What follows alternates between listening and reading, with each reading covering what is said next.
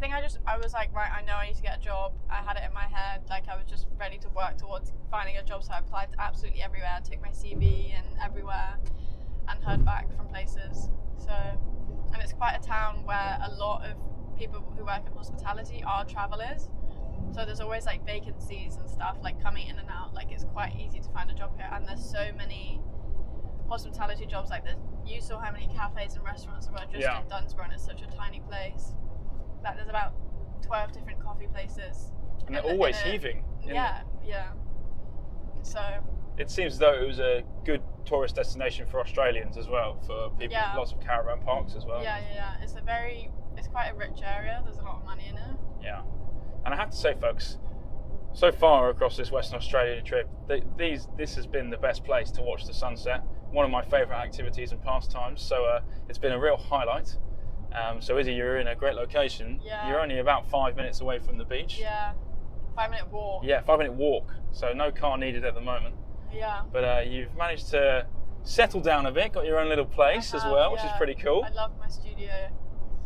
I live at the back of a little lady called Claire's house, Crazy Claire, which I haven't named her. She was named by her relatives who've then now passed it on to me. I like my little studio and having my own space, and it's super nice. Yeah. Yeah. And whilst you've been travelling, you've also been able to kind of carry on one of your big passions, I believe, of photography. Yeah. Right? How has that been, just kind of practicality-wise, but also what have you kind of learned from keep continuing to carry that out?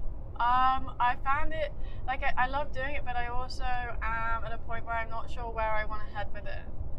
Like, there's a big market where I am for like commercial photography and quick turnarounds on, like, I don't know, I'm not sure where I want to go with it. There's some dilemmas with, like, some things I don't have a laptop at the moment, so I can't quite research into things and like kind of learn more about things, where I'd love to just sit at my laptop and like research into a bit more about an area I've photographed, or like something I'd want to do in the future, and like something like that. Like I've kind of gone for a documentary style in some places whilst traveling, but also just like I don't know, some other pictures are just like nice to look at kind of pictures. I'm not sure. Yeah.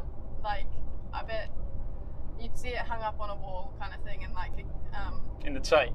In the Tate, no, not quite, but like, I don't know, in someone's house or something. Yeah, and you only shoot on film, which is I think as a travel thing, is probably quite rare to see. Yeah, it's quite difficult. It's very rewarding, and I like how it kind of makes me think about what I'm taking rather than just shooting all the time. But it's expensive whilst traveling, and like the turnaround is very slow. So like if you had to keep up with data, like people who post on like social media, which is a massive thing for like photography, and keeping up with that isn't really doable at the moment. Like it's just, yeah. So I'm not sure which route I want to go down with it.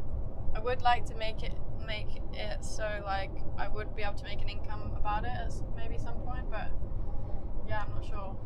Yeah, well, if you haven't seen any of Izzy's work, I'd highly recommend looking at her Instagram page. That's where most of her content is. She really takes some great stuff, some really striking images from your time in Vietnam as well. Yeah. So I'll make sure I'll tag her in the social media post so you can have a look at that. It's really great stuff. But how would you sum up your time? Right, so in 3 words, maybe. 3 words.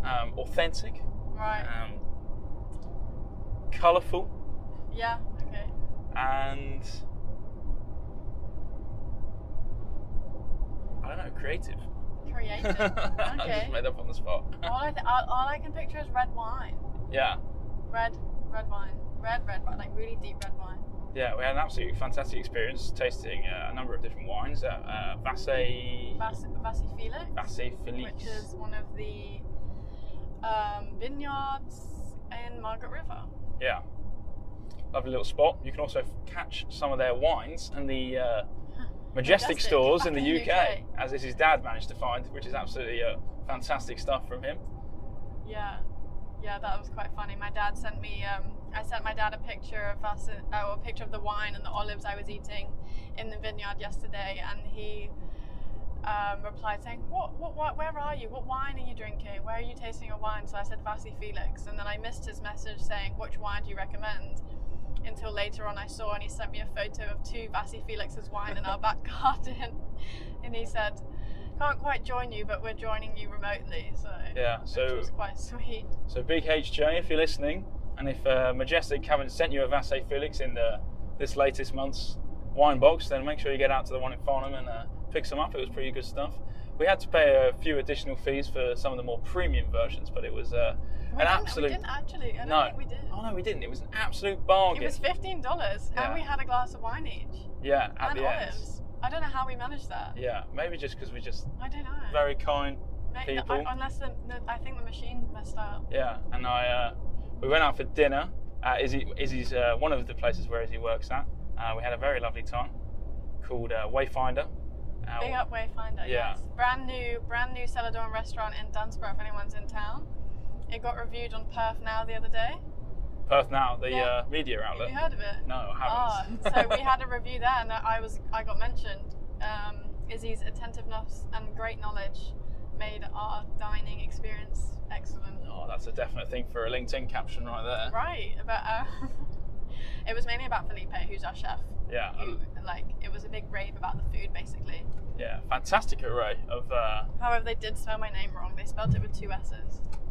So it was kind of... That's poor journalism right there. It's the first thing you ask. Right, yes. Was she incognito? Was the journalist incognito, or... what do you mean? You knew that they were coming, or...? Yes, we knew they were coming. Okay. Yeah. But yeah, he was really lovely. He did do a little interview with me. Like, he recorded something. Well, it was totally off guard, and I think none of my sentences made any sense. He was like... He asked me something like, as a traveller, like, what do you find it like here? And I was like, I don't know, I just love the beaches. Yeah. I love the nature, and that's all I kind of said. And then it was kind of like I was totally caught off guard, and it probably wasn't very interesting, or I don't know. I think it was interesting, but probably not the angle he was getting at. But yeah, but lots of people think that when you interview them, that what they say isn't actually interesting, so they have a lot of disbelief in themselves when they're talking. True. But yeah, you just always got to believe in what you're saying. Yeah. You've also taken up an interest in wine now, as trying to improve your skills as a... Yeah. I will continue learning, so I can take that back home with me and all my knowledge of wine, and maybe it'll give me some jobs in the future whilst I'm traveling around Australia, maybe, or maybe one day I'll be in Italy and I need a job or something. That's where I feel like I'd properly learn about wine. Okay. In Italy or France or something. Oh, if I don't speak any Italian, maybe I can't work in Italy. Or France. Never mind. It's been a fantastic few days. We've managed to go to some places in and around Dunsborough that I probably wouldn't have known about if I didn't have my local tour guide here. Yeah. And you think now that you have some kind of plan or scale? Because a lot of people do move out to Australia permanently. Sometimes they have the plan to do so, or it just happens naturally. Can you see yourself living here in the long term? Definitely. I definitely can see myself living here for a while. Because there's just so much to do here, and I just don't think I'd feel this. Like, I think about going home, but I think I'd just be like, I want to go back to Australia, and there's so much I want to see and do, and like I want to go back to Asia, and it's a good point to like be at. But yeah, there's been highs and lows. Like I think about going home because obviously my friends are at home and stuff. But I'm settling in and making friends here too, which is super nice.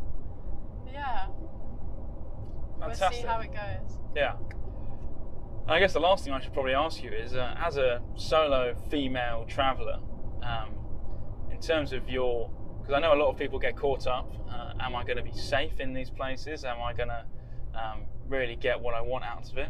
For your overall experience, safety, but also enjoyment has been of the highest level? I have felt pretty safe. Yeah, I've had my wits about me, so I have felt pretty safe whilst travelling Asia, and I definitely feel like Asia is a very it's a place to travel to if it's your first time solo travelling, for sure. Yeah, but for either males or females. Yeah. Fantastic stuff. Well, thanks very much for listening, folks. We're going to split this into a little two-parter, so about 10 minutes of each episode there. Thank you once again, Izzy, for being my co-host for this episode. No worries. Like I said, make sure to have a look at Izzy's content. She'll continue to be taking photographs when you can, I presume. Yeah. Yeah. Definitely. So thank you very much for listening once again, and goodbye.